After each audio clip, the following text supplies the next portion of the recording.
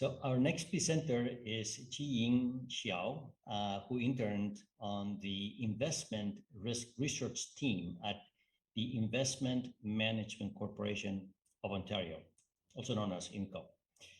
Her specialty is data scientist, and she has 2 years experience in related roles. Please welcome Zhiying. Hi, I'm Zhiying Xiao, the intern of the Investment Risk Research Team in INCO. One of my main responsibility is to investigate the pre and post investment risk of private deals by different kinds of simulations. For fund investment, our base scenario and stress scenario are compared, but for direct investment, downside scenario are simulated given the worst business state.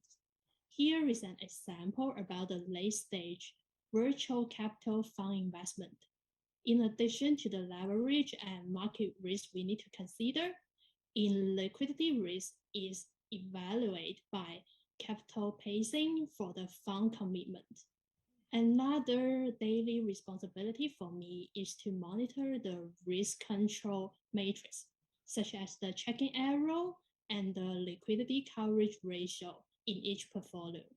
When it comes to the research and development projects, since PD and LGD is highly related to credit rating of obligors, so we deliver a model to predict that into one of the 6 categories. As this graph, it is from the triple and double C to the triple and double A. After building up the consistent data pipeline of over 2,000 public market obligors and a prime supervised learning algorithm on the training set, we eventually get the confusion matrix and currency rates for different gauge sectors, such as the healthcare, utility, and so on.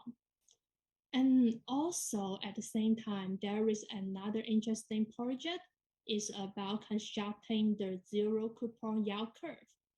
It is using the bootstrapping method based on the par value we get from Bloomberg, corresponding to different maturity. That's all for my today's presentation, and thank you for the help and support from my supervisor, Joseph, and the whole investment risk research team in INCO. Thank you. Thank you. So Joyce Chen supervised Zhiying when she was at INCO, but she's not able to join us today. Instead, we want to invite Joseph Zhao to say a few words on stage before we start Q&A.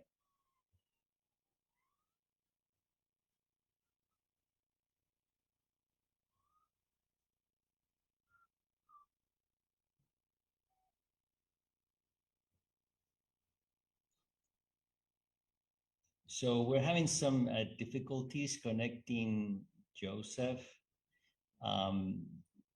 So I think instead I'm going to read his quote, and I'm quoting. So Zhiying is really good at data science and coding. We've leveraged her skill set by having her work on a credit risk model, and she's done a good job of massaging the data and analyzing the results. She's eager to learn new things. Would like her to learn more about the investment side of the business and develop her perspective on asset management and portfolio management. So thank you, Joseph, for those remarks. And moving into Q&A, if anybody has a question, please use the raise hand button in the reactions tab, turn on your camera and unmute your mic. We'll then bring you on stage to ask your question. You can also type your question in the chat and Michael will read it for us. My question to you was, what was your main challenge when you first got involved with private deals? Yes, for the private deal, it was a great difficulty during my first time to get into that kind of area, because private deal is highly customized by the financial information about each investors So it is completely different from what we have before in the public market. And also the biggest challenge for some credit project is about to select the features for the credit rating model, because we need to convince the portfolio managers the general process of feature engineering cannot be directly applied in that kind of case.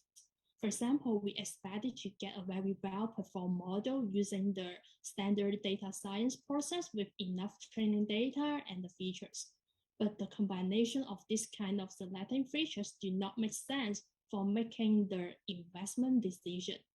Therefore, after researching and discussing with my supervisor, Joseph, we get the solution is by using the financial factors to as the category to classify what kind of features we want, like the liquidity, capital structure, and so on. That make a lot of sense and give me a lot of guidance about how to use data science technology into the real world of investment. Thank you. Great, wonderful. Thank you.